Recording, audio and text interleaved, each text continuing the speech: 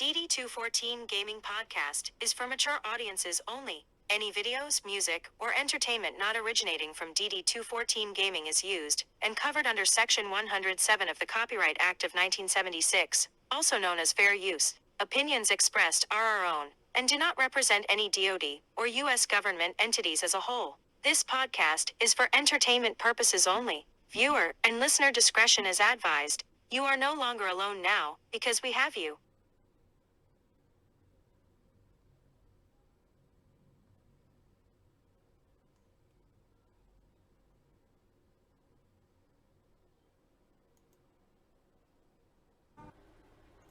Fucking there we go. Well, pilgrims, it's been another 168. So sit on down, load up your corncob pipe, crack a beer. Let's chew on some fucking trail dust together for a couple minutes. How about it? All right.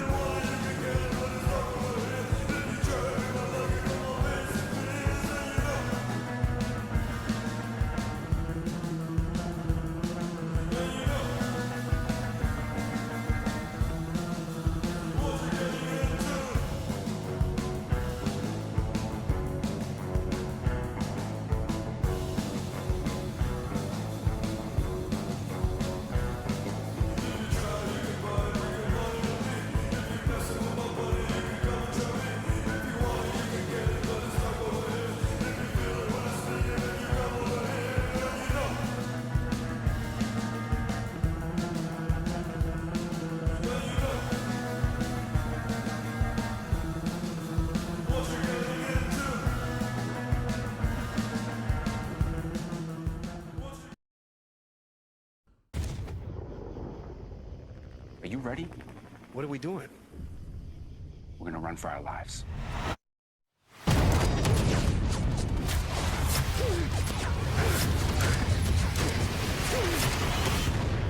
We're halfway home. Halfway?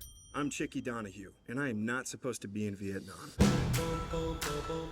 Hey, get your ass out of bed, you lazy bum.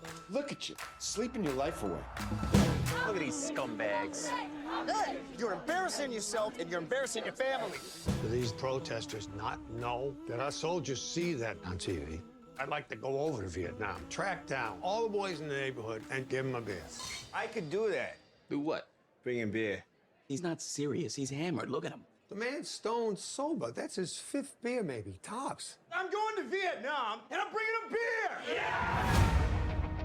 Hey, Chief, no chance you have a ship heading to Vietnam. 1,700 hours. Tonight? It's not gonna be easy. But I'm gonna show them that this country is still behind them. You're gonna get yourself killed over there. It's like you said, everyone's doing something. I'm doing nothing. Smuggling beer into a war zone, that's not the smartest thing I've ever heard of. It's certainly not the worst either. What if you start up here with Collins? Just came to deliver a sudsy thank you card. And then, if you're still alive, You American? New York. Thanks a lot. you can hustle down to Dugan. Ta-da! Tricky? I brought you beer. You shouldn't be here. You think this is funny? I'm not doing this for laughs. I'm doing it for all you guys. Come on, time to go. Is it over? Yeah, you're dead. You don't get it, do you, chick? This isn't a John Wayne movie where you know the good guys are and you know the bad guys are. I didn't come all this way just to quit. Somebody's got to be here to see what's going on. I want the truth told. For them. They're just kids. You're gonna find out it's a lot harder to get out of a war than it is to get into one. I'm trying to show them that somebody back home is still behind them. You got a good heart, Chicky. It's your brains I'm worried about. Who's this hand job? It's my next door neighbor. He brought me a beer. Hi.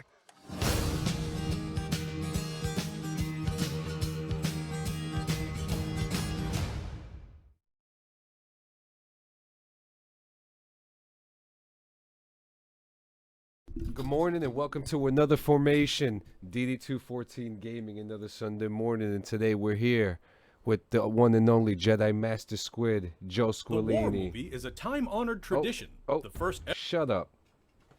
Mr. Squillini, welcome. Thank you for coming. No problem. Thank y'all for inviting me. Absolutely. Dude, I gotta say, it's an extreme honor to have you here, sir. Like, thank you so much. And with a name like yours, like, I have to imagine you're a pretty badass individual. So I'm looking forward to chatting this morning. Totally. Yeah. So where you coming from today, man?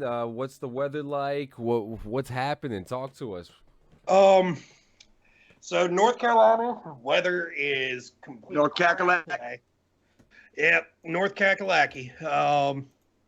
It's raining, but outside of that, it's the weather. He's pulled out Fireball, ladies and gentlemen. Oh dear God! Just seeing that every time I see him bust out some Fireball, it gives me heartburn. It's either him or it's me. It's one of us that does it, you know. And someone always dies at the end of the night. I mean, somebody always fucking dies. Yeah, I mean, it was just. Is that not the story of every Fireball night? I think somebody always fucking dies. Yeah, it was like that's. I'm pretty sure back in the day, my entire existence left my body due to Fireball. I mean, just a couple episodes ago, I took a shot on the air and I threw it all up. Seconds later, what do you want me to say? Wasn't that like a thing in Game of Thrones where like it wasn't like a good fucking wedding if like 3 people didn't fucking die? You know what I mean? Like that's like every Fireball night, right? Like that's like literally every Fireball night. Like oh man. So before we get into the nitty-gritty, I need to talk Jay, okay, so you got me into Westworld. Okay. Have you seen it? Yep, Joe? We're all caught up. Yeah. Oh, what about I you? I have yet to even start Westworld. I keep hearing it talked about on the podcast. Just haven't had the time. I would absolutely set aside time for it. So like, don't watch it until you have time because it does like wait. I can't wait to hear what John's gonna say right now. Yeah. So so first 2 seasons, you don't see like just the curiosity of what fucking year is it? What kind of world are we living in? How advanced is technology at this point? And you don't see any of that the first 2 seasons. Fantastic. Lots of twists and turns. The last episode, the last 3 episodes of season 2 were fantastic. Well, the third to last episode, which took place in Shogun World, was the most beautiful episode I've ever seen in any TV show. A lot of tears going around. Then there was the second to last episode, which really pumped up the fury. And then the last episode, which was like, it was just a jumbled mess all over the fucking place. But I've noticed that show kind of does kind of like teeter-totter over like when you actually like know what the fuck is going on and when you don't. And that kind of like, it reduces like my level of give a fuck, you know? So like that's a lot of times in those episodes, I swear to God, like I'll start fucking just like flipping open my phone and just being like, you know what, YOLO for a little bit until they get like back on track somewhere, because it's like I can't keep fucking 500 storylines together in my head. Yeah, so now we have like 5 of the same character all over the place. We got we're in the year 2050 something, and I mean they're saying it's 2050 something, but everything is flying around. So I highly doubt it could be. Yeah, it could be 1990. It could be 1999, and we could be in the Matrix. Who the fuck knows? You know what I mean? Like, but I'm also hearing some high things about season 4, so we're gonna see. Squillini, what are you drinking? What are you drinking, Squillini?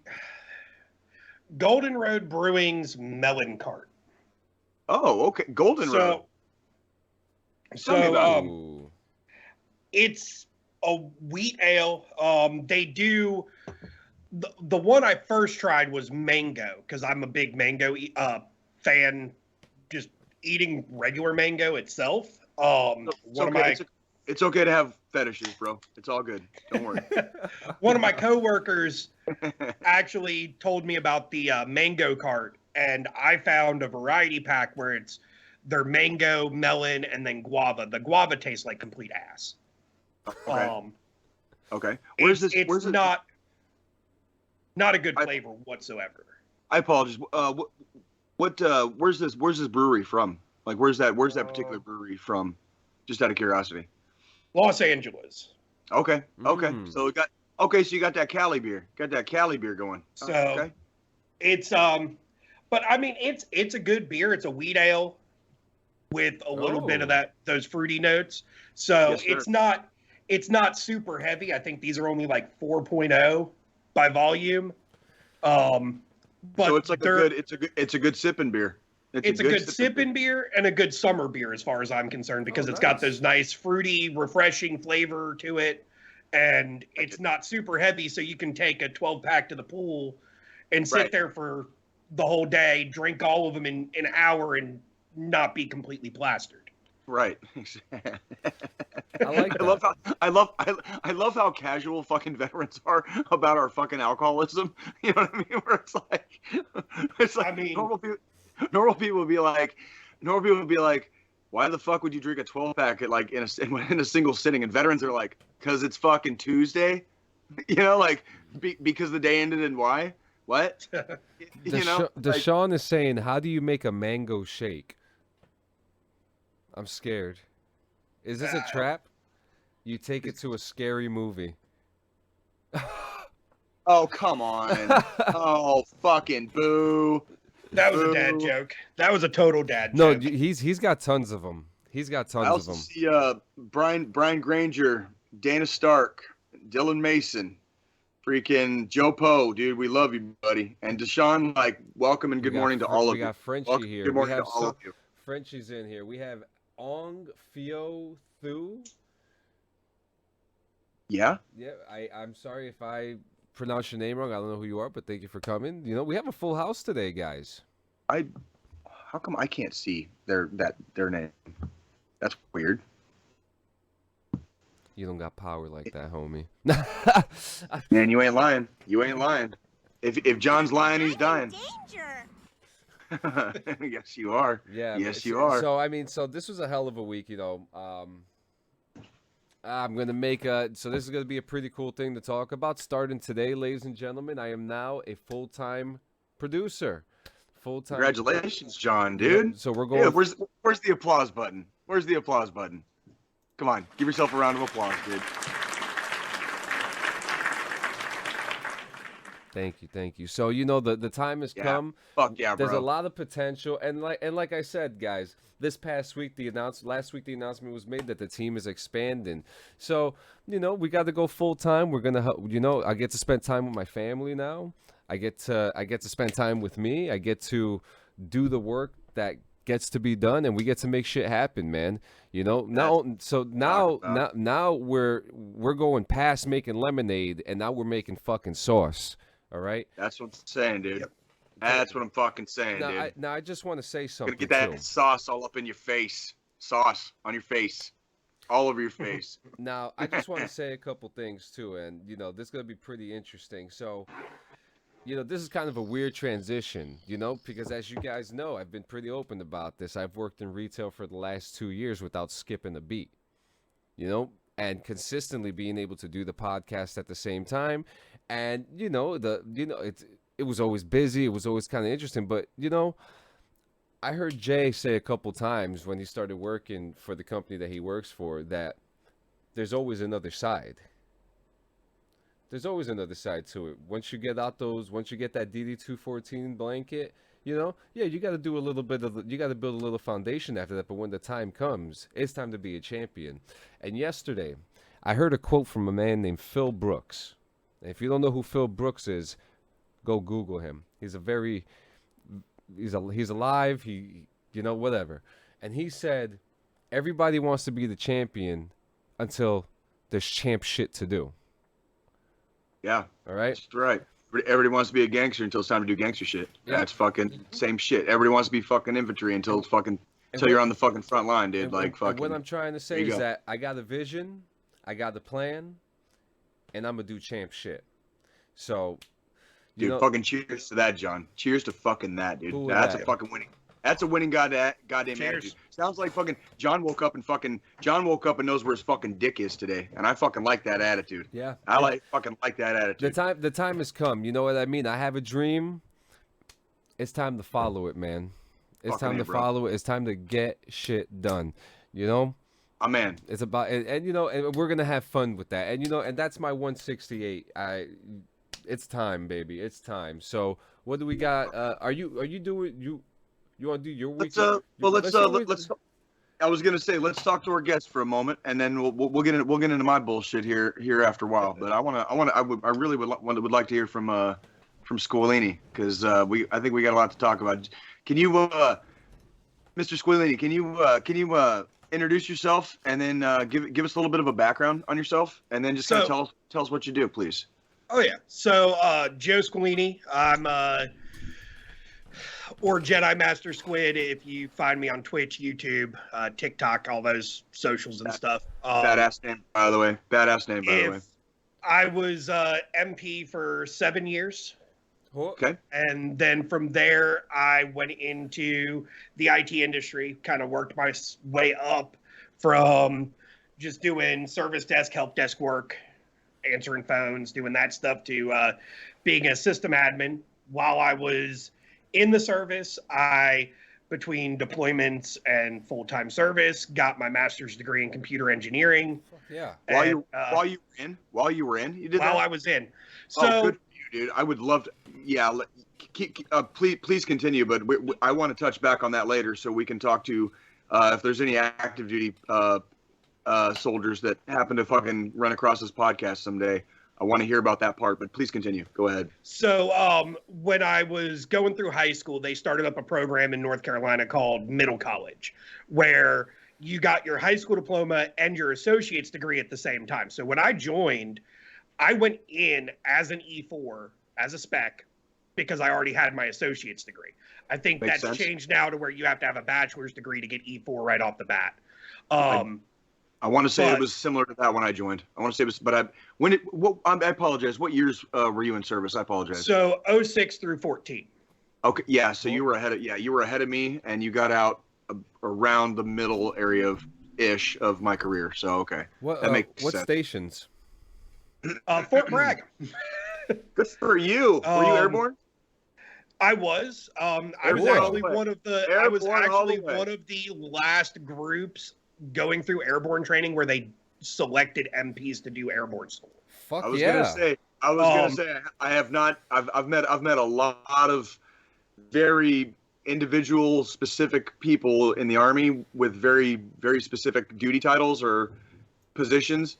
I have not met a single airborne MP until today, sir. So I salute you. Airborne all the way. Airborne all the way. Because at the time, MPs at Fort Bragg were in airborne divisions. Right. Now they've changed that to where MPs are the only ones on Fort Bragg that are not airborne qualified. Legs, dirty legs. So I grew up at Fort Bragg. My dad. I'm not airborne, so you actually have one up on me. I'm a leg. I'm a dirty leg. Just letting you know. Like, I just know how you guys talk shit. Listen, I was an MP. I was the guy everybody loved to hate. So even though I was allowed to jump out of airplanes, I was also the guy that would pull you over because you were going 2 miles per hour over the speed limit on base. Right.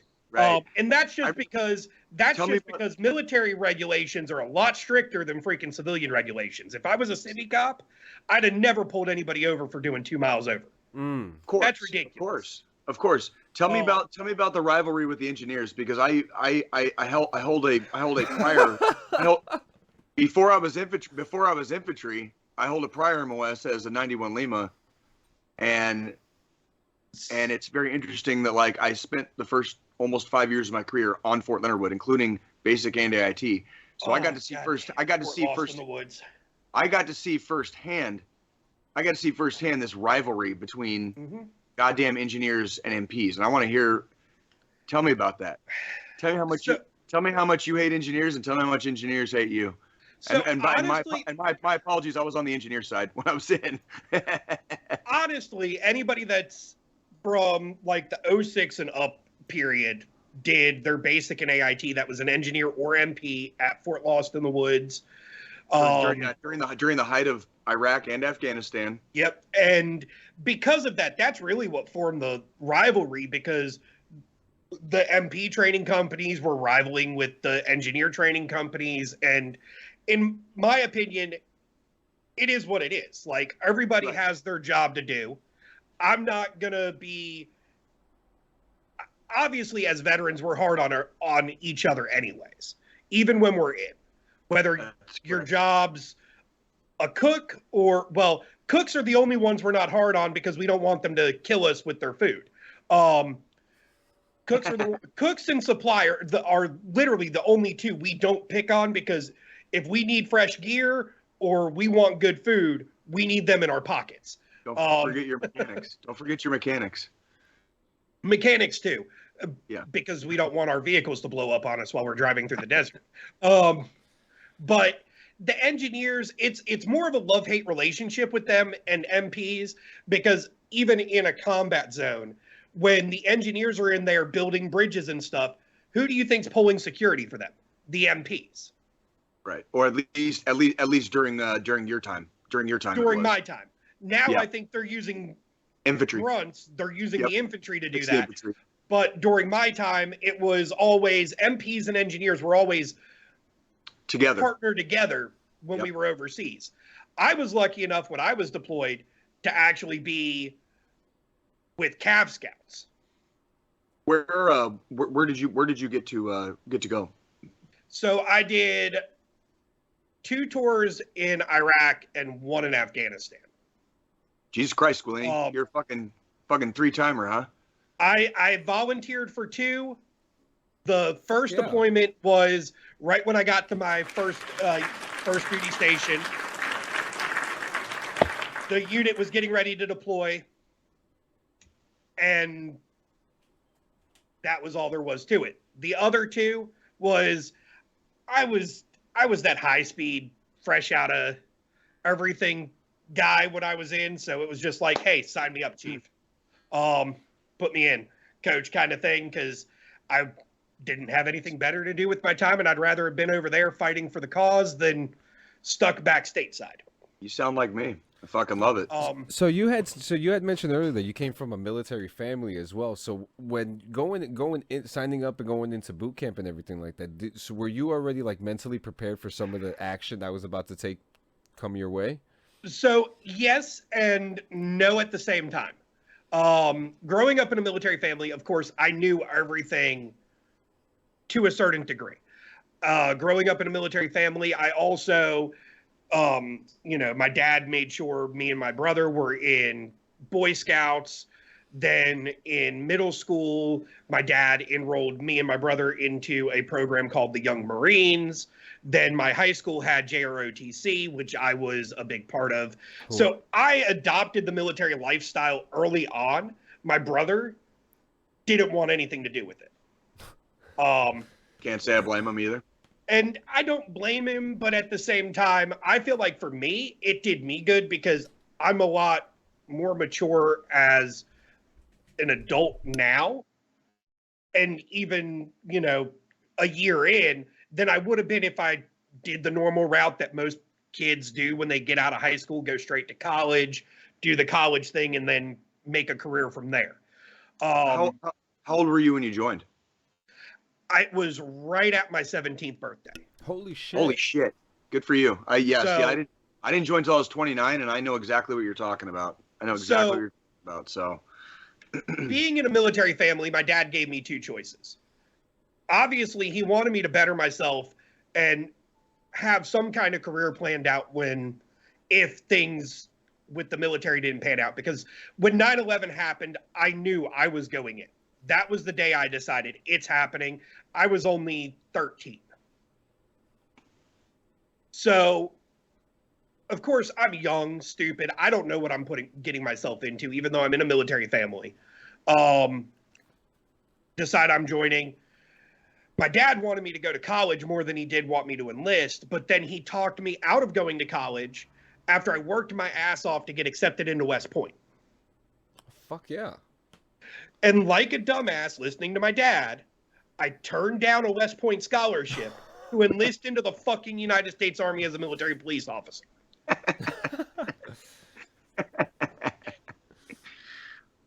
And then when you were in Iraq, which particular like provinces or areas were you in on your 2 deployments in Both Iraq? times was when we were still heavily in Baghdad. Okay. And then so and then spent a lot of Afghanistan. time at Hussein's palace. Oh, That's badass, bro. That's fucking badass. That is fucking cool. did you get to see the toilet? Yes. Yes. That's fucking awesome, was dude. awesome. I have a couple friends who I have one friend, Castillo. He was one of the first friends who went into the military when we were younger, and he went right in during that surge, and he was there at the palace too. And every time I talk to someone who was part of that, I always ask them, "Did you see the toilet?" Because apparently awesome. the toilet was the talking point of the whole mansion, the toilet and the pool. Oh yeah. What when you went to Afghanistan, where were you at in that particular scenario? So there it was more Kandahar province. Okay. That yeah, like CAF basically. Yep. I spent an entire deployment on CAF, so don't feel bad about that, brother. Don't feel bad about that. That was when so that deployment was actually my contract was up. I switched from active to reserve. Worst decision of my fucking life. I hated it. Right. The only way to get away from reserve was volunteer to go with my battalion, my reserve battalion, to Afghanistan. Oh shit. To get back into that active lifestyle. I like your mentality.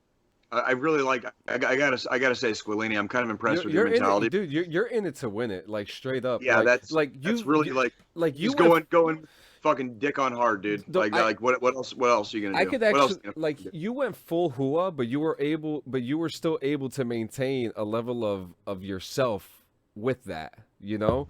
Because sometimes you go full hua and you lose yourself, you know. But it looks like you still have all your pieces put together. Yeah, I wouldn't say I have all my pieces. I was like, Jesus, John, like, don't put him on the spot, dude. Like, Jesus, like, we're all still healing, bro. We're all still healing. Okay. But I mean, I did that voluntarily due to the fact that after 2 months in the reserves, I learned how fucked up the reserves was. The amount of, or the lack of structure in the weekend warrior aspect of the army, right, is ridiculous. And that's when I deployed with 1st Cav. So MP, jump wings, Stetson, and Spurs. You got gold Spurs too, right? You got gold Spurs because you been deployed, right? Because I did a full deployment with a cab unit.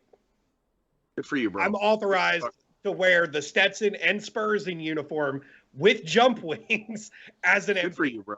Like, that is I seriously, my hat is off to you, Joe Squillini, dude. Like, that's you had a very storied career, it sounds, and it sounds like you were on a very similar glide path, like myself, actually, where it didn't start off. You're talking completely humble origins, right?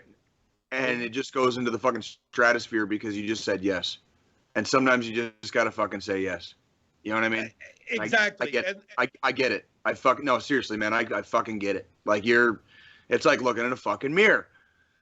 Fucking tell us again about the getting your fucking masters while you're fucking in. I want to hear about getting. That was definitely a very big feat, because during that time frame there were these deployments, and I'm also going to finishing my undergrad and going to grad school at the same time that I'm full-time military, deploying overseas into combat. What made me choose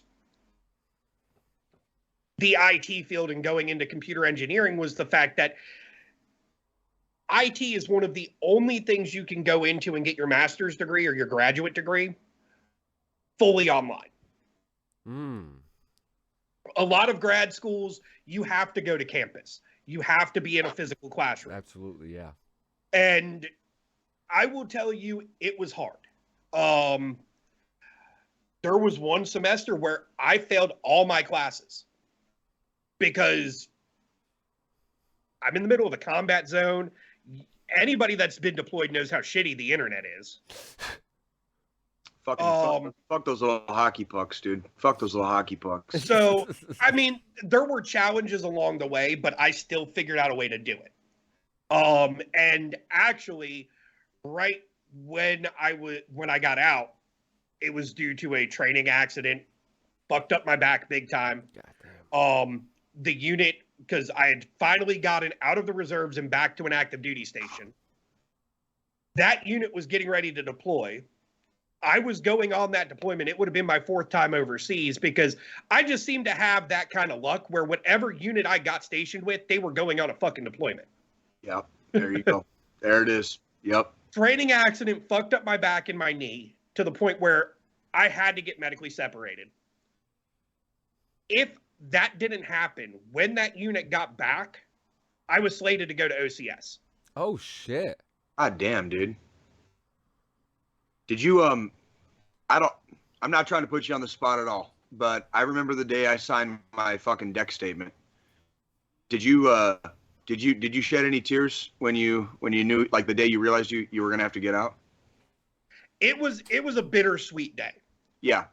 Because even though it was 7 years that I was in, 3 deployments. So out of 7 years, I spent 3 years, if not a little bit over, in a combat zone. I was just going to ask, how many combat stripes do you have? Is it 6? Do you have 6? Yeah. Good for you, dude. Goddamn, dude. John, like, let's get the fucking applause going, like a massive round of applause. I mean, I served. I got the better one. I had more combat stripes than my first sergeant at my last duty station. Cheers. Dude, my heroes were always the guys that fucking like. Yeah. Honestly, man, you know, dude, I'm telling you, like it's like when you start stacking stripes, dude, it gets to be like not only it's an addiction.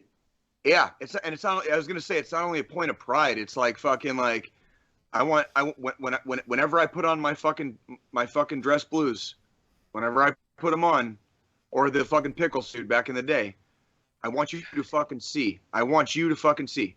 I got fucking 5, and I'm like, super proud of myself, right? You got 6.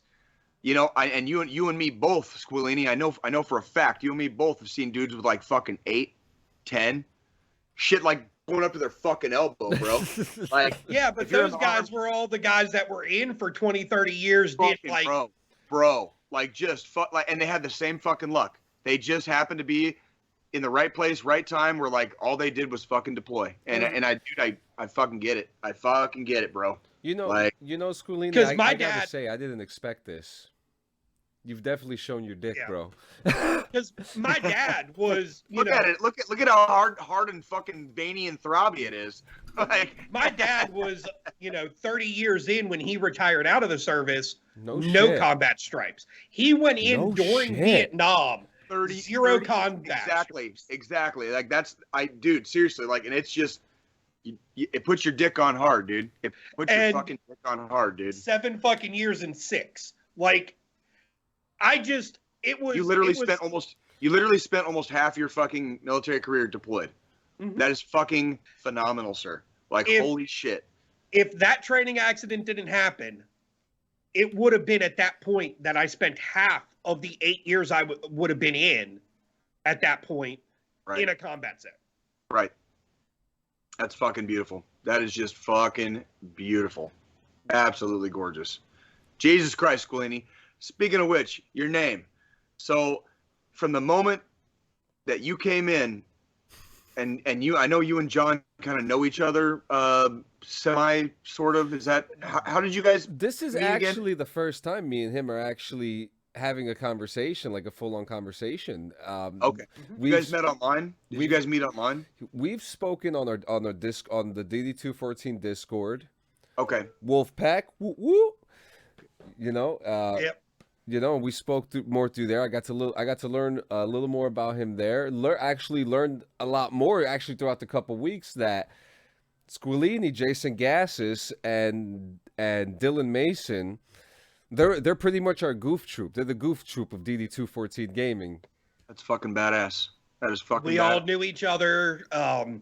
I found out DD214 Gaming when Jason Gasses was on here last year. Okay. Because when he was going to be on the podcast, he, you know, told the group. I think that's when we all kind of tuned in, including Dylan.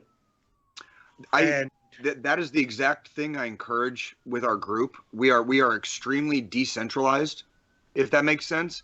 So yes, there's administrators. Yes, there's fucking moderators. But after that, it's literally like it is up to the community. Like, and we leave it entirely in the community's hands. And we are entirely veteran. We're absolutely veteran centric, but we are not veteran only. You can be a fucking family member, a friend, a fucking supporter, a fucking tag chaser. I don't give a fuck. You know, plug your shit. Plug your shit. That's what we're for. We are literally a group for the explicit reason to plug your shit as a fucking veteran or a veteran supporter, right? Like that's like literally what we exist for. And we do this podcast specifically for that reason too. Like it's just to fucking put it out there. It's like, hey, how about you do your shit? How about you go be the fucking star? Like I don't want to be a fucking star. You know what I mean? Like I want you to be the fucking star. Yeah, because we don't want to be the celebrities. You know? We just want to talk to the real celebrities, which are you guys. You know, I've always considered, like, for me, like Jay, I said this 100 times. You're like a hero to me. So for me, doing this show is like I get double the bliss. We get to be surrounded. We get to be surrounded by fucking people greater than us. You know, you guys remember that fucking West Side Connection song, "Bow Down"? Bow down to the one that's greater than you. You know, yeah, that's right. Like I like fucking bowing down. I like fucking bowing down. I like being surrounded by my heroes.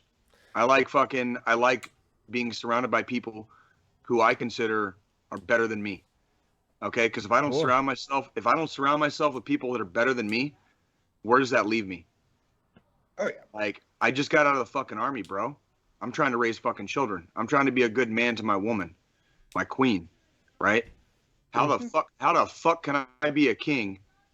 How the fuck can you be a king if you're not surrounding yourself with people fucking smarter, faster, stronger, more agile, more intellectually capable than you are? Just throwing it out there. Little life advice from fucking Jay Campbell today. You could surround yourself with a guy like David Goggins, who gets hard all the time. That motherfucker was fucking born with a goddamn erection. Are you fucking kidding me? Have you seen that motherfucker? Like, I literally can't watch his fucking shit. And this is in no way fucking talking shit on David Goggins. I'm not talking shit on him at all. But I can't even watch his shit because like my mind already fucking does that, like, to myself. When I watch motivational shit, it has to be slow. Like I have a Henry Rollins motivational video that I watch. And I used to show it to my students at the NCO Academy at Fort Carson. Like, no shit. I used to show this fucking motivational video in the morning at the beginning. Like the first class I would teach every cycle, where I was the instructor basically for the day. I would show this fucking Henry Rollins motivational video, and it's just like it's like David Goggins, right? It gets you hard, right? But David Goggins is like hard at fucking Mach 10 plus fucking turbo drive plus fucking like massive erection plus fucking like you have a gun in your hands. And it's like, whoa, slow down, bro. Slow down. Oh yeah. Okay, I'm already doing it, okay? I promise you, I'm already there, right? Like David Goggins is great for the people that need to get the fuck off the couch. Like that's what David Goggins is great for, those motherfuckers. You know what I mean? Like people that had just given up for a while, maybe, if you want to call it that, and just let it fester like way too long. That's what David Goggins is good for. For fucking if you're already like somewhere in the medium range, you know, medium speed, like David Goggins fucks my head up because I can't fucking I get too fucking like red. Oh man. You know what I mean? I'll tell you, my go-to is the Navy Admiral that did the commencement speech in 2014 at Texas. We used to show that. We used to show our students that video as well. That video, like, that is exactly, even to this day, even though I'm no longer in, that's how my day starts. I get up, the first thing I do is make the bed. because it makes me He feel came- like he I've ca- he came accomplished out- something. He came out with a book of that title, didn't he? Yeah. I believe so, yeah. Yes, he did. Yeah. Yes, he, Because yes, when you start your day by making your bed, and any of us that have been in the service, we know, you feel like you've at least accomplished one thing for the day already. One fucking thing. That's all you got to do every day. One thing. And it's such a small thing. And, you know, being somebody that works from home, I get up, I make the bed, I get a shower, I eat breakfast and I get dressed as if I'm going into an office. Like as if I have to physically go somewhere and leave the house. Put yourself in that world.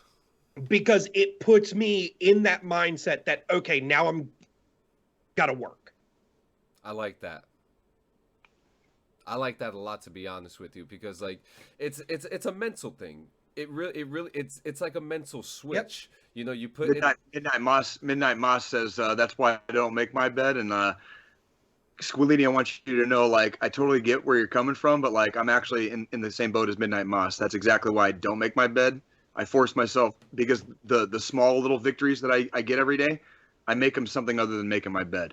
You know, like I force myself to do more. You know what I mean? Like, well, my bed's so made.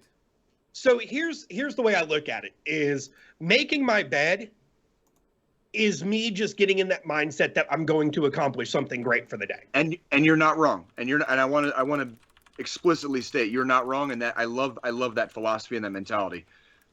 I saw that speech and I loved it, and so like I forced myself to like one up it. I was like, if you're gonna leave your bed a mess, that means you have to do a lot fucking more today. Well, see, and that's the thing. So for me, making the bed is me saying, okay, I've accomplished this small task. How can I one up this small task throughout the day? Right. It's not necessarily, okay, now I've accomplished something. It's now I have to one up the fact that I did get up and make the bed. Right. That's for me. Making the bed is when I shower. I shower every fucking day. Usually between 30 minutes and an hour after I wake up, regardless of time. And that's freaking like, yeah, that's exactly why I leave the bed a mess, because like showering is my making the bed. And then when I'm done showering, I got like the day on top of that. Right. And I love this shit. And Dana Stark says, yeah, real gangsters just leave the bed a mess. Gangsters make the world go around, Miss Stark. Gangsters make the world go round, Mrs. Mando. Mrs. Mando in the house. Mrs. Mando in the house. Yep. Gangsters make the world go round. Everyone's got their own routine.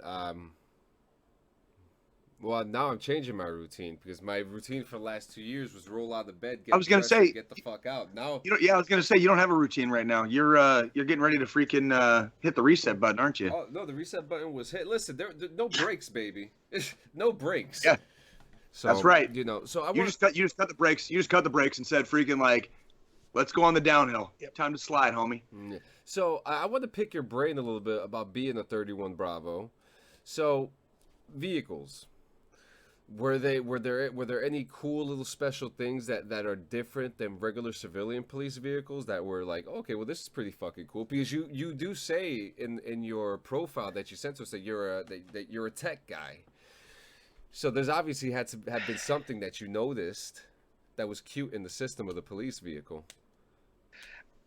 Honestly, so having buddies that are civilian cops and seeing civilian cruisers firsthand compared to what we had as MPs, they're the exact same vehicle. Okay. Everything down to the hardware. The only difference is how many horsepower under the hood. I'm not a car guy. I have no fucking clue.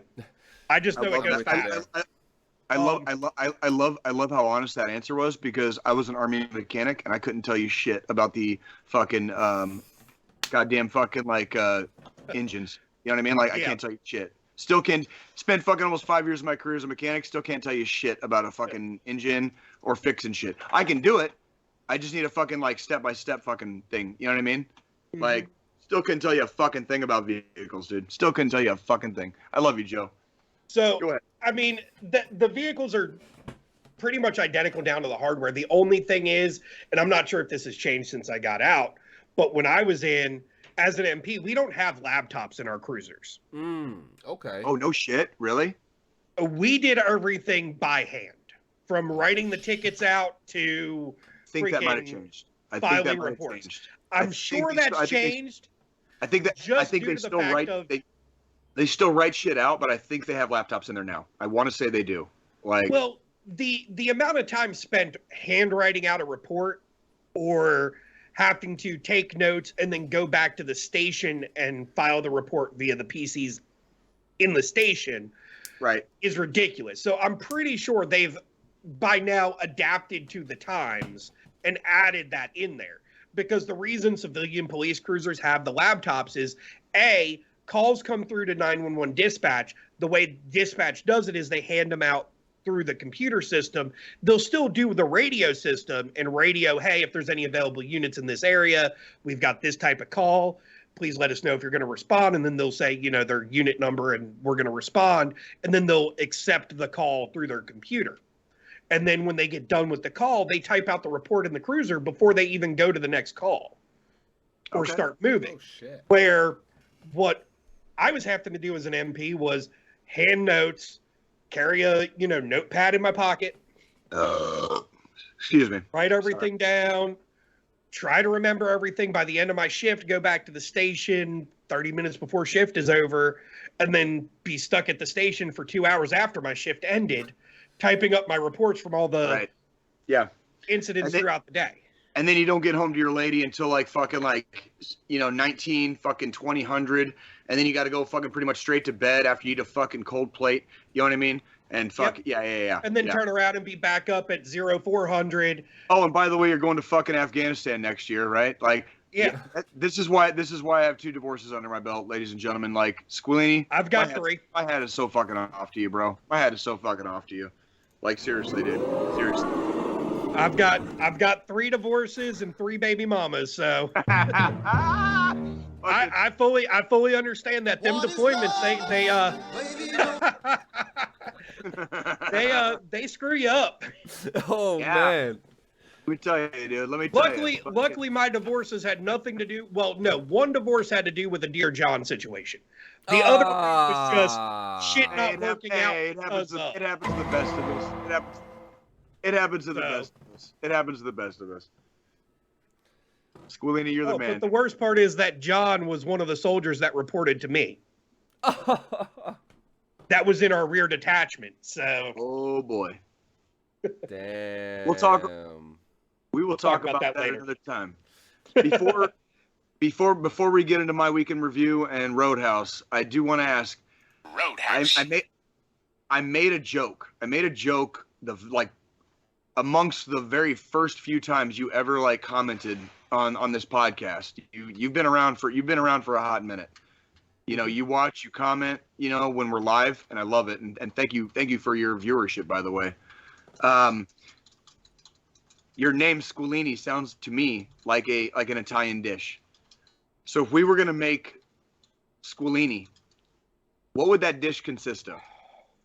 We have got to figure this the fuck out, and we have to fucking make it. So, what would Squillini be if it was a dish?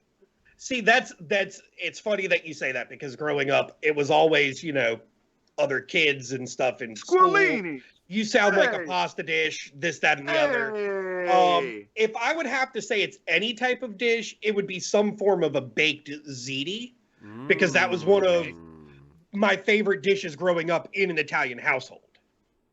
Deshaun, are you fucking taking notes, homie? I want you to fucking figure this the fuck out. Fitfo.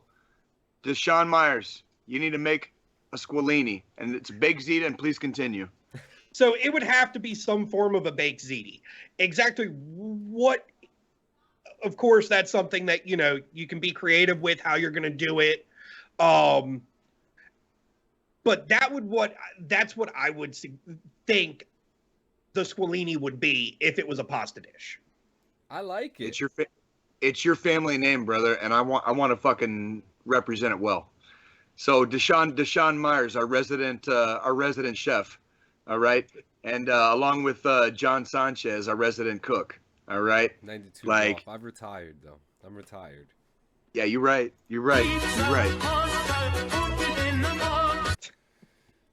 I gotta say though, I've seen it rolls off the tongue so good, you know. It really does. Like Squillini.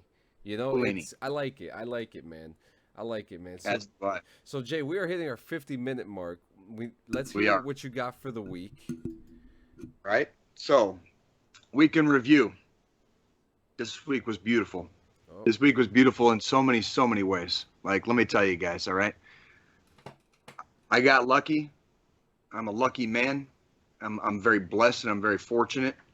I know there's a lot of people out there that like have a lot of struggles in life, and I want you guys to know that like anytime I talk about stuff where I'm having like a really good time, I want you also to know that like the stuff I don't talk about is still there. Okay. But I had a really good week. And so like this week, Friday was my youngest daughter's birthday. Okay. So like the first time I ever saw my daughter, literally the first time I ever saw my daughter, I was at Fort Benning, Georgia, and she was already like almost 2 months old. I missed her birth so that I could reclass in the Army.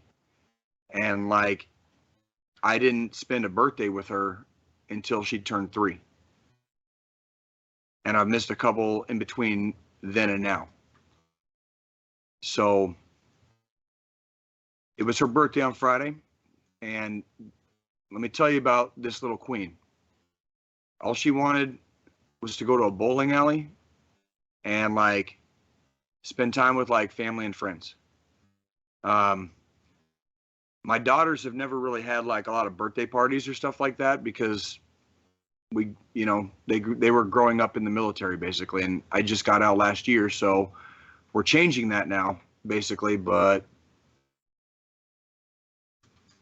I invited some friends to the bowling alley, and my former in-laws are these wonderful people, and they came out last weekend and spent the entire week here in Kansas City and just stayed with my girls.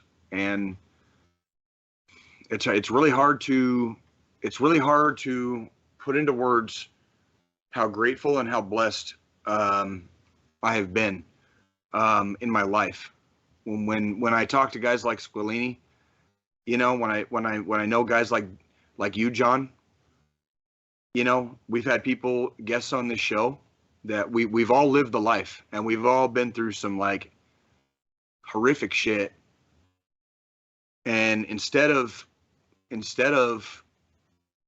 letting that shit beat you into the ground, you fucking rise up and you just say, fuck it, I'm doing it again. And the moments of beauty become that much more beautiful. So on Friday night, we went to a bowling alley, and it was my daughter's birthday, and we had a fucking blast. And we bowled for a while, and she opened presents, and we had cake and pizza, and we invited our guests back over to the house, and everybody hung out until about 10 o'clock at night, and it was fucking amazing. And I cannot really describe right now, because I'm still kind of like reeling in it, that like how fucking lucky I actually am. And that's like, and then fucking the day after, which is we're going to talk about, you know, in the Roadhouse here in a second. Like that's again, like my only words right now are grateful, humbled, beautiful. And I live with 3 queens. I exist around my heroes, and like they're queens, all 3 of them that I like share a household with. And I'm a lucky fucking man. I'm just a lucky son of a bitch. Like one of my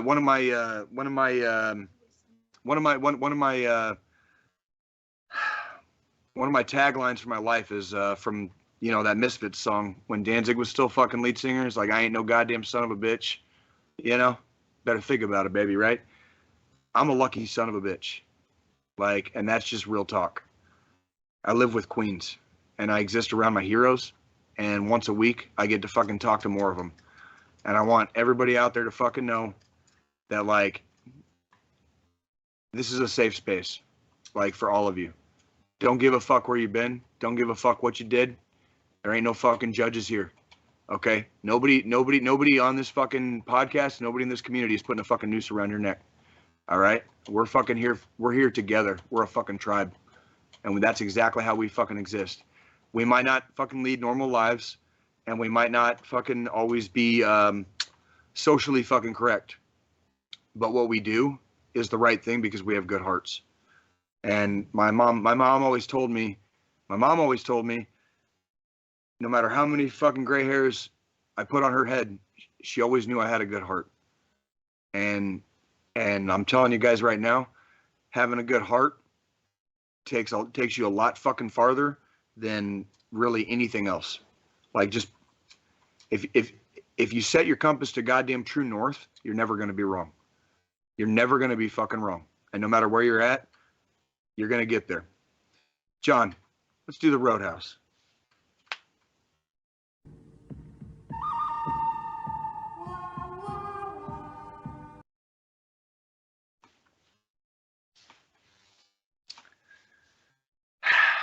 Howdy, pilgrims. Been another 168. It's time for Jay's Roadhouse. Hope y'all had a good week. I've had a good one too. So let's sit down. Let's chew on some freaking trail dust. Crack open a beer. Open that bottle of whiskey sitting right by your side. Light up your smoke. Kick back and relax. It's time to ride. All right.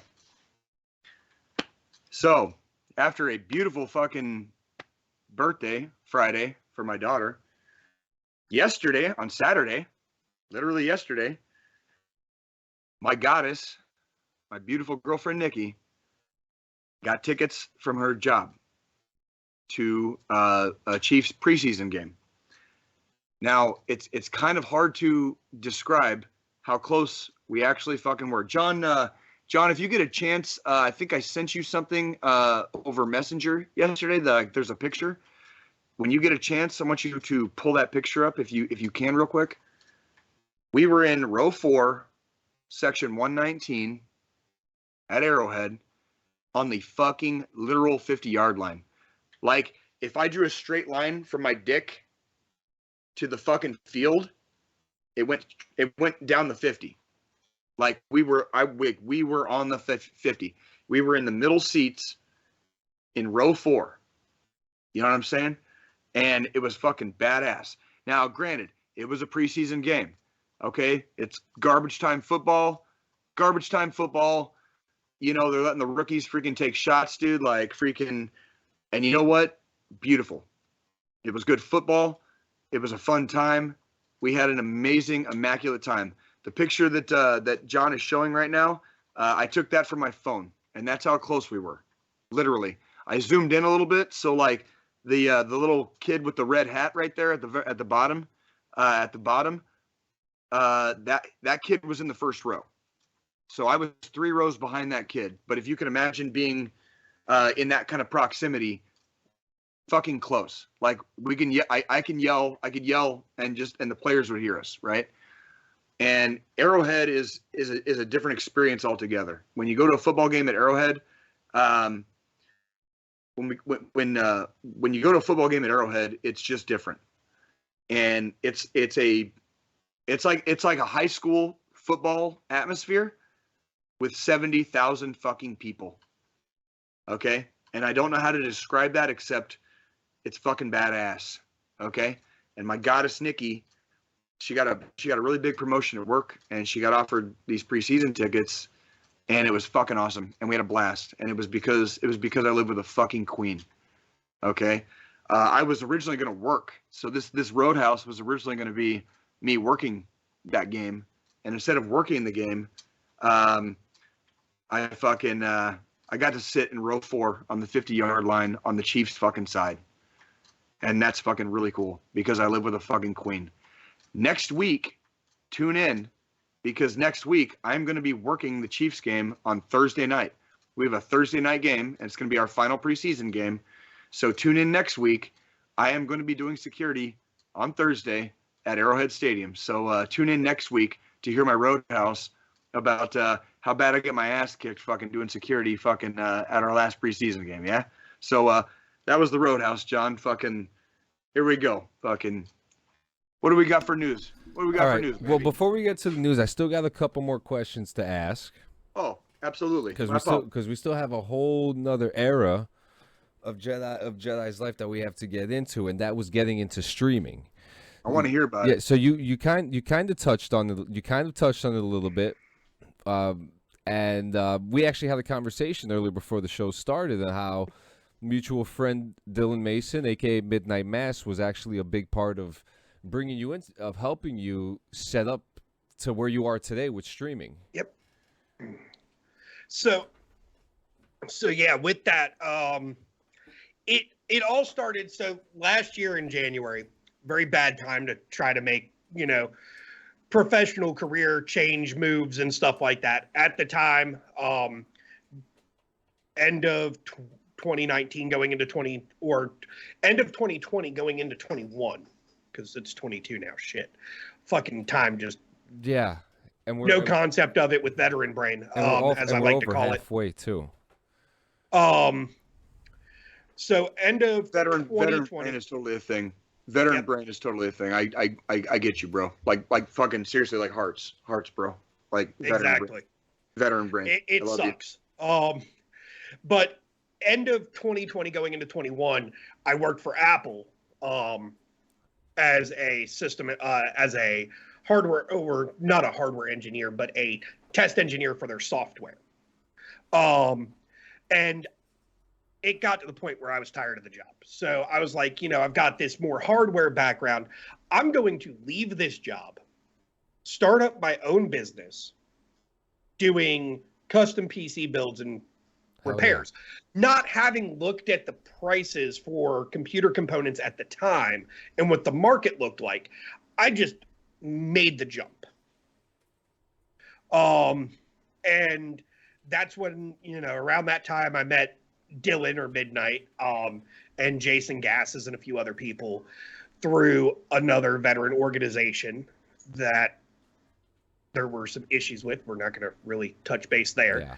Yeah. Okay, we get it. We have a touchy background story with this podcast as well. That's okay. And we started doing a podcast called Going Dark Debates on Twitch on Friday nights, where we would talk about top 10 topics, stuff like that. And I was using my MacBook Pro and a shitty little USB travel mic that just could kind of clip on wherever, and the built-in webcam on the MacBook to do this. And Dylan and Jason played Fortnite a lot. They wanted me to get into it with them. So Dylan, at the time, had just bought a new PC because he was waiting on his current PC to get repaired under warranty.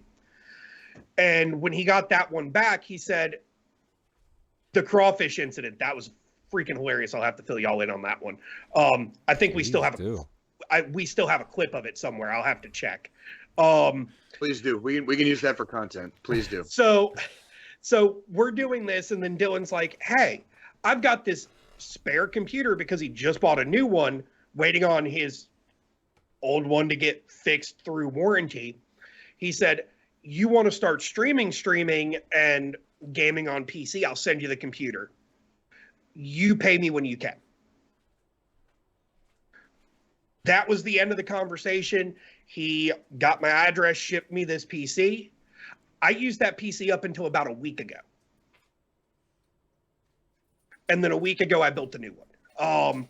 But really, Dylan kind of is what kickstarted my streaming, because if it wasn't for him giving me that gaming PC, and then me enjoying streaming, and streaming was more of a, for my own mindset, because with COVID and everything being shut down at the time, having PTSD and anxiety from time in service, I needed some kind of outlet that wasn't just sitting behind a screen playing a game with some buddies.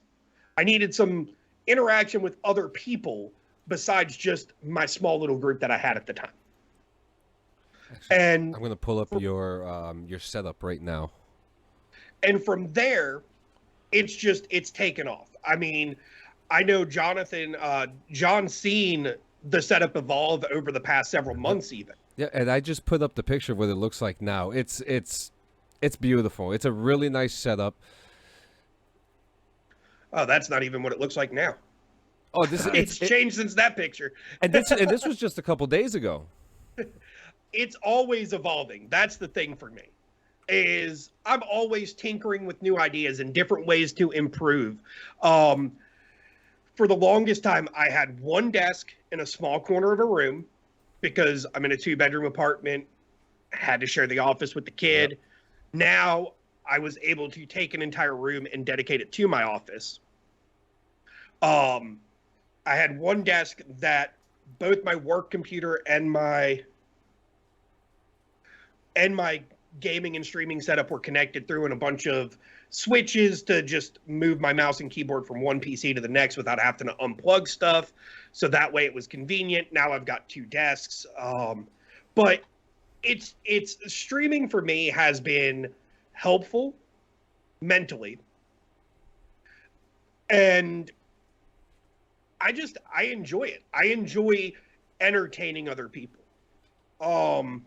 Man after my own heart. How about that? You're pretty much describing like the fucking genesis of like this podcast. So like that's really cool. Like my girlfriend doesn't fully understand it. she's still at the you've spent this much money on this, yet you've only made this much in return type of situation. And it's like, I understand that. However, it's something not about I enjoy to do. Yeah, it's not about that. For me, it's not about the money. Yes, it's nice getting a paycheck every once in a while. Like I was telling John earlier, my entire first year of streaming, I saw nothing. And then this year, it's just blown up. I've made around about $800, $900, almost $1,000 since January of this year. Cool. There you go. By literally playing a video game. By playing a video game. The way I do my streams is different than a lot of your big time streamers. So, like Ninja, Tim the Tapman, Dr. Disrespect, a lot of them, they jump in, go straight into a game, and that's all they do. This is true. Yep. I start off, and I always dedicate the first hour to just chatting and interacting with my audience and getting to know who's there. And, listening to some good tunes. I've got a whole playlist of DMCA-free music that actually has lyrics, and it's more rock and heavier kind of. That's the key. That is a key, a big key too, is it not? And for me, it works because it keeps people engaged versus me just booting into a game and just now I'm playing a game and, chatting with the audience while I'm playing. But I've been doing it for, a little over a year and a half. This past April was my 1 year affiliated where I could actually earn income from it. Fuck yeah. I do have that mindset because I always set that mindset of I'm going to do great in whatever I do. And my mindset is not the end of this year because I've had some hiccups where I've had to take weeks off from streaming and stuff, but 2023 is going to be the year that I finally hit it to the point where I can go full-time doing it not have to worry about working for somebody else and living paycheck to paycheck. I love it, man. So what's next? So I see you have your merch because I see you're wearing your shirt right now, which by the way, I love the logo. Who did the logo? So that's actually, this logo is getting redesigned. Okay, fantastic. You're hearing it first. I'll fill you in on that offline. Yeah. Just because I'm not one to talk bad about people in front of other people. Nor should you. Like manners are free. Manners are free. And you are correct. That's a conversation we can definitely have offline. Good for you, sir. Good for you. Cheers. Cheers to that fucking mentality right there, sir. Like seriously, like that's. I mean, you are. I don't want to. You are a man after my own heart. God damn it. The person that did my logo, he owns his own business. So, and more power to him. Yeah. We have our own personal issues. That's personal. Squillini, you have nothing to explain to us here. And you know what? You are a gentleman and a scholar, sir. Like that is the exact perfect fucking response to that. Yep. So the logo's getting redesigned. There's I wouldn't call it a rebrand because I'm gonna stay JediMasterSquid. I've been using the moniker of JediMasterSquid since high school on the Xbox 360. Oh, hell yeah! So you practically own it. Wait, where you graduate, boy? 06. Oh shit! I graduated the year I joined the army. There you go. So it's already so the name has been stuck in you the whole time. So what was the idea of the name? Because it is a very unique name.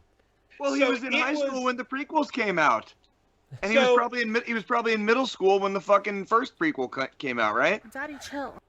So it was combining my nickname in JROTC in high school, which was Squid, with one of my favorite science fiction series, the science fiction realms of all time. Huge Star Wars fan. I'm just as big of a Star Trek fan as I am a Star Wars fan. Okay. Same. Probably one of the very few that isn't one that's on the Star Wars side trying to fight Trekkies. I'm in the middle, like everybody. They're both good series. Let's calm down. Yeah. So it was me combining my love for the Star Wars universe with my nickname. I like that, man, and it fits. And it's pretty cool, man. Because I started off with my moniker was Ellipsis 2 Delta, and then I changed it to Wind Talker, and I think I'm coming into a new era, the Clean Sanchez era. But it's still, but it's cool. Gamer tags. I've always thought that gamer tags it's who you are. You know what I mean? And if you were able to get that gamer tag, that specific gamer tag before like anybody else has it, then you're good to go.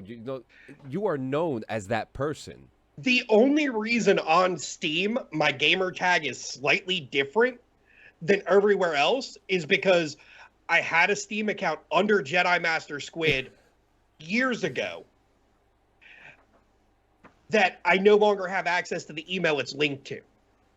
That's hilarious. Oh yeah. So I had to create a new one and change it from JediMasterSquid to JediMasterSquiddy just to be able to have a Steam account similar to my actual moniker. Well, at least that's great. At least you own the original one, right? Even though you don't have access to it, right? Yep. And it's actually funny too because it's an original name, so you can imagine that in socials it's not taken. So it was very easy to find you when I was doing the promotion, tagging you in the promotion. I was just like, well, there he is, So it makes it easier for business inquiries. It makes it easier for people to find you, and yeah, man. Exactly, and that's the thing. When I started streaming, I played with the thought of changing it up. And then I got to thinking, when I do get big enough to where I want to start doing brand deals and promotions and sponsored streams and stuff like that, from a business standpoint, keeping JediMasterSquid is the best option there is, because there is no other JediMasterSquid. That's right. I'm the one and only. There's never gonna be, dude. There's never gonna be. Unless somebody becomes a hater and starts making fake accounts, but it's gonna be all some kind of alternate translation of it. Yeah. Because I own it on Twitter. I own it on Facebook. I own it on Instagram. I own it on Twitch. I own it on Trovo, which is a newer streaming platform. Yes. Haven't streamed there yet because I just haven't taken the time to make the jump and start even doing one day over there. Especially if you're still established on Twitch too. That's a harder transition.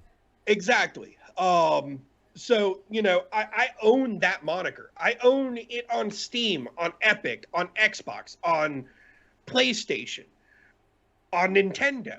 Every platform that has some kind of online presence, JediMasterSquid is what it is. For Fuck me. yeah. And it would have taken way more time to create new accounts on everything, claim the brand, and do all that. I'm currently in the process of working on actually setting up JediMasterSquid as a LLC. What? So that way it's a legal, I own it. Granted, I love it. again, nobody's going to be able to take the moniker on any platform at this point because I already have it on every platform. Yep. But from a legal standpoint, and now that I'm earning that income to where I have to file it as a 1099 on my taxes, I want to LLC it to further secure the spot. Absolutely. I think it's so cool too because back in the day, 15, 20 years ago, we didn't have Twitters, we didn't have the Instagrams, we didn't have all this stuff. So we had, for Poor Man's Trademark, I'm sure you're familiar with what that is. With Poor Man's Trademark, you would have to mail these likenesses and these copyrights to yourself without any type of technology, and it's almost like these social medias now are that poor man's copyright now. Exactly. It's pretty cool. Because I know all about the poor man's copyright because growing up, my mom, she wrote books. Oh, sweet. Children's books and some adult books. She had her PhD in metaphysics.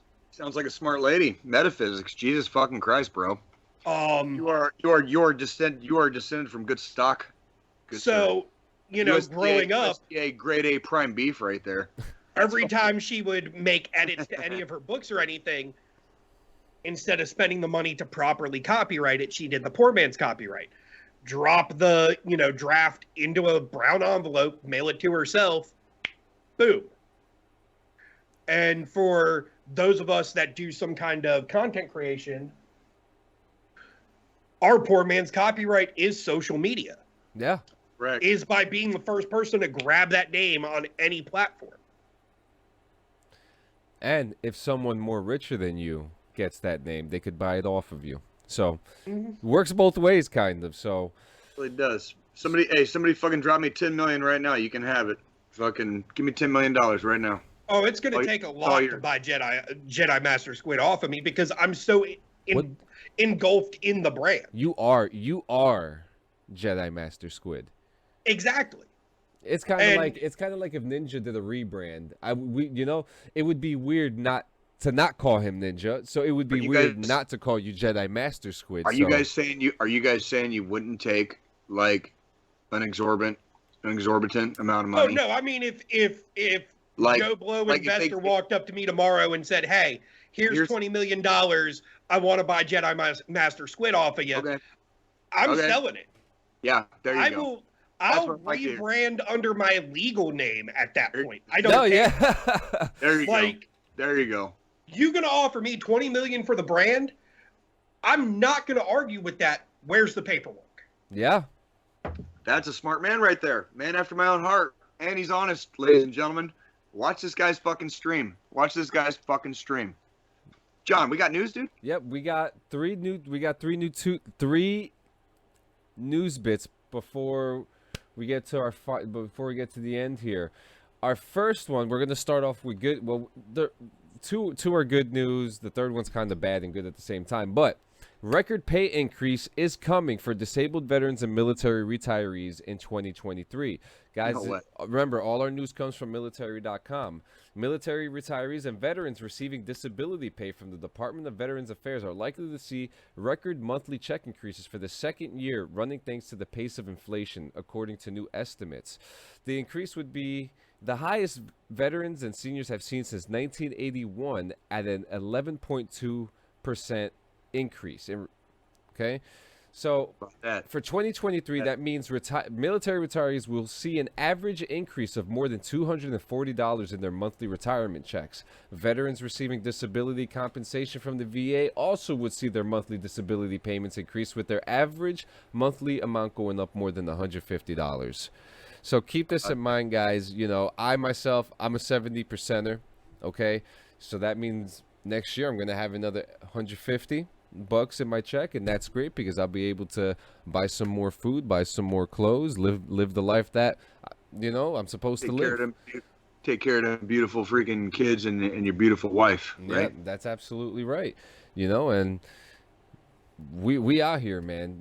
So guys, also I also want to stress out to you, please go out there, and if you are not receiving your VA benefits, go out there and sign up yesterday. Life changing, go for it. In next news, British soldiers in Afghanistan counter-attacked a Taliban ambush with a bayonet charge. Oh yeah, that's the British. Yeah, the British had a bayonet charge in Afghanistan. That's absolutely correct. I used to tell that story to my students at the academy at Carson. Why don't you, John, go ahead? Why don't you read what you got from the clip there? All right. So Corporal Sean Jones was leading a patrol of members of 1st Battalion, the Princess of Wales Royal Regiment, through Karakan, a village in Afghanistan's Helmand province, in 2011. Their mission was to draw out a team of Taliban insurgents who were responsible for building and placing improvised explosive devices. For those who don't know what those are IEDs. You've heard the term before. As the unit moved into an open field, they crossed the ditch on their way back to a checkpoint. As Jones emerged from the ditch, the Taliban sprang their trap. When the shooting started, he threw himself to the ground. The British soldiers were caught in a kill zone with fire coming from 3 directions. They took cover in the nearby ditch, but the Taliban fighters drew closer as they returned fire. We had to react quickly, Jones said in a statement from the United Kingdom's Ministry of Defense. There was something different about this. It was obviously a well-planned ambush, and they overwhelmed us with fire from 3 points initially. To throw the ambush off balance, the British soldiers fired a rocket at one of the enemy positions. Jones then ordered 3 of his soldiers to fix bayonets. The 4 went over the top of the ditch as the troops still in the ditch with their platoon commander provided suppressive fire. They charged across 260 feet of an open field toward the village as it was sprayed by enemy fire. The charge caught the Taliban fighters off guard, and one of the enemy positions began to fall back, and the others were still firing the British troops remaining in the ditch. Jones launched a second assault on another enemy-held position. What started as a carefully planned ambush turned into a decisive rout for the Taliban, and the rest of the platoon was soon able to join Jones' detachment. For this audacious bayonet charge, Jones received the Military Cross, the UK's 3rd highest award for gallantry in combat, from Prince Charles. According to his Military Cross citation, the British troops in Karakan were under heavy fire for 29 minutes. Hell of a fucking story. In my opinion, that medal should be upgraded to Great Britain's fucking highest award. Do we know that kind of tenacity under fire? And anybody that's crazy enough to get their entire group to making a call, when you make a call like that. So going back to what we were talking about earlier, I went to basic training at Fort Leonard Wood. I joined a lot late, even though I'm a little bit older than JediMasterSquid here. I joined a lot later than he did. I was one of the last basic training companies at Fort Leonard Wood. This is in 2010 to conduct bayonet training in basic training. And I'm telling you guys right now, like, they had it in basic training for a reason, and they should probably bring it back. Like, no shit. Yep. Like, what makes the green grass grow? Blood, bright red blood. Why is the sky blue? Because God loves the infantry, right? So, like, it's a fucking bayonet charge. Like, you're gonna die today.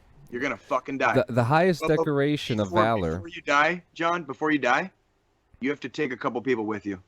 Oh, of course. Okay? Of course. That's the only way into Valhalla.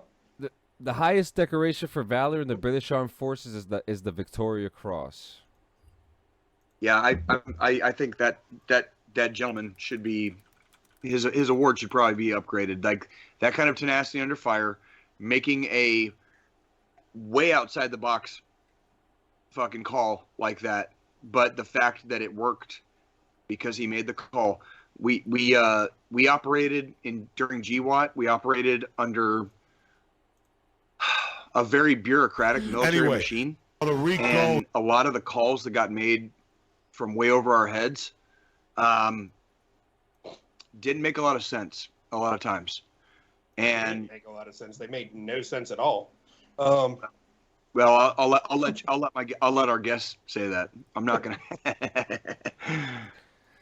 Point being, when you got a fucking goddamn lieutenant, like a fucking cherry fucking butter bar, whether he or she is from fucking UK, the United States, one of our NATO allies, fucking somebody in the fucking European Union, I don't give a fuck. When you got a cherry LT and they show how goddamn big their fucking balls are, and they have to fucking literally like use a wheelbarrow to fucking wheel them around when they make a fucking call like that, they did the right fucking thing. They did the right fucking thing. And and look, it fucking worked. In that particular instance, it fucking worked. That shit is way. So, what John said earlier, he received the American equivalent of the Silver Star. I am arguing for fucking Medal of Honor on this one, dude. The Victoria Cross for him. Victoria Cross in the UK is the equivalent of the Medal of Honor. He received the equivalent of our Silver Star. I would go on to guarantee to say that lieutenant was an NCO before he became a lieutenant. Ooh, we'd have to look that up, John. Was he a fucking Mustang? He was a corporal. So whatever the corporal equivalent he was is a corporal to it. before. He was a corporal before what? Oh, it was a corporal that made that call? It was a corporal. So he wasn't enlisted.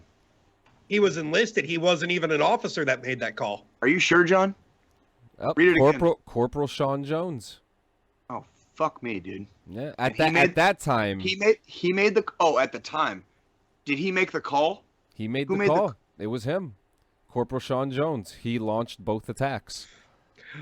Leave it to a corporal to do some shit like that, though. Holy fucking shit, dude. Yep. Yeah. Yep.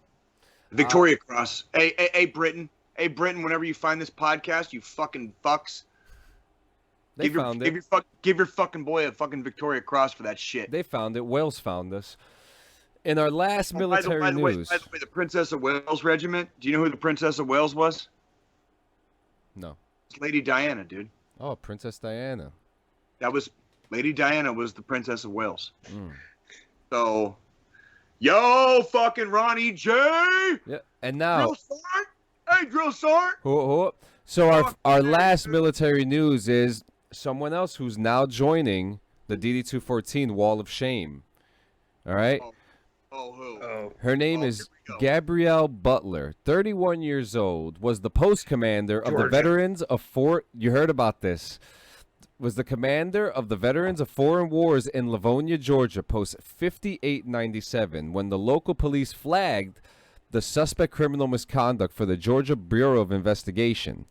The GBI said that they discovered that Butler faked being a veteran using fake IDs to buy Purple Heart license plates and forging military discharge documents, all which got her the job at the VFW. The woman was arrested at her job and charged with forgery, distributing false identification, and misrepresentation of veteran status, according to investigators. Ladies and gentlemen, this is stolen valor at its finest. Like, dude, at its finest. I got really bad news for everybody out there. I've only heard of one BI after the FBI, and it's GBI. I am very well read. I'm very well read.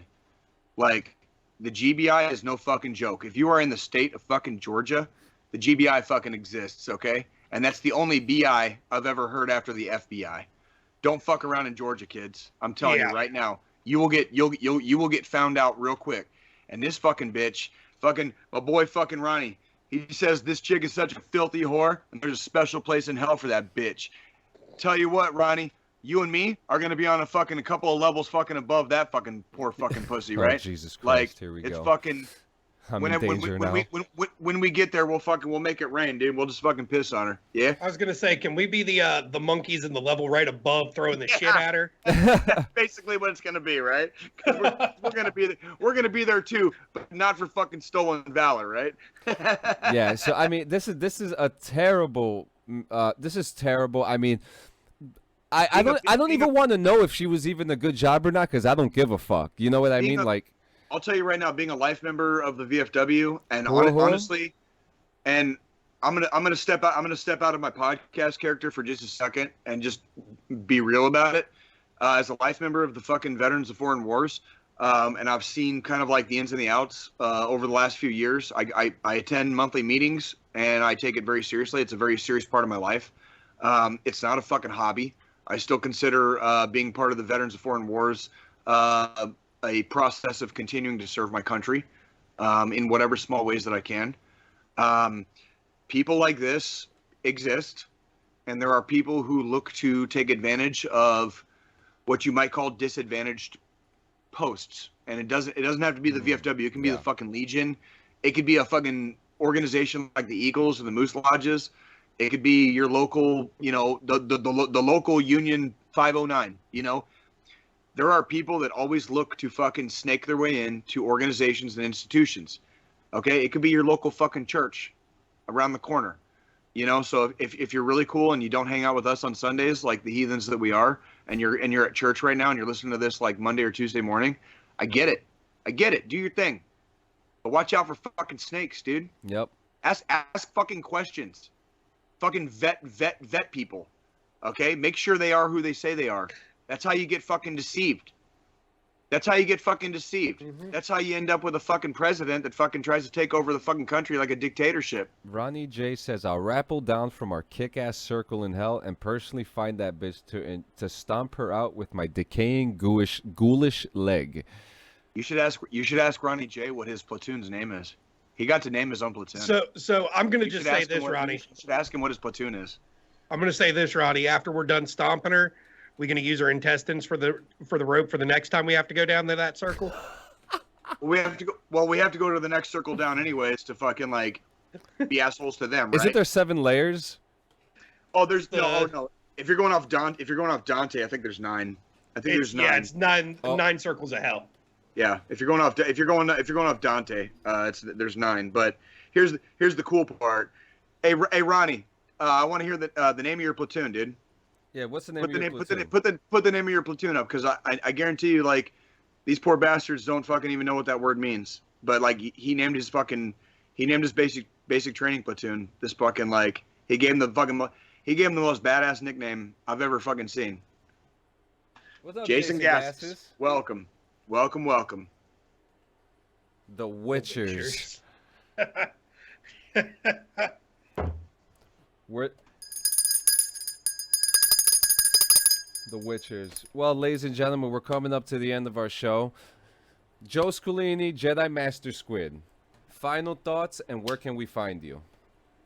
So, I mean, final thoughts. I just, I don't really have many. It's been a great time with you guys, talking about all the shit we've experienced, or at least, what I experienced during my time in, from military all the way through to where I'm at now. And as far as where I can be found, I live stream Monday, Tuesday, Thursdays, and Fridays on Twitch at JediMasterSquid. And on Wednesdays, I stream for another veteran organization, Basement Game Works. Cool.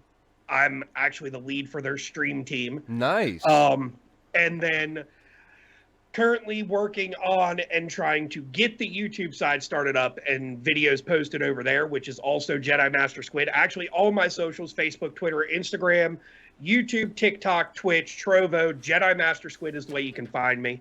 Because it's a brand. It's a lifestyle. It's not...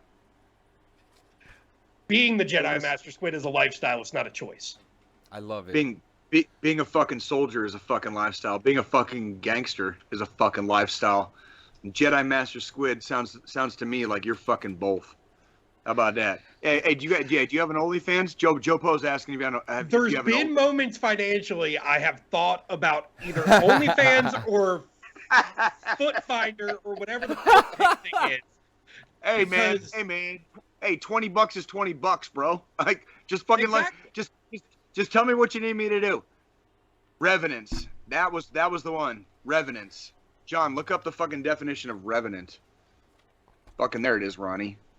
Isn't Revenant the movie where Leo DiCaprio got mauled by a bear? Mauled by a bear.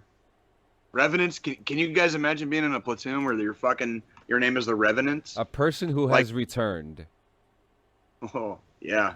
Well, From what, though? From what, though? Well, ladies and gentlemen, thank you so much for coming.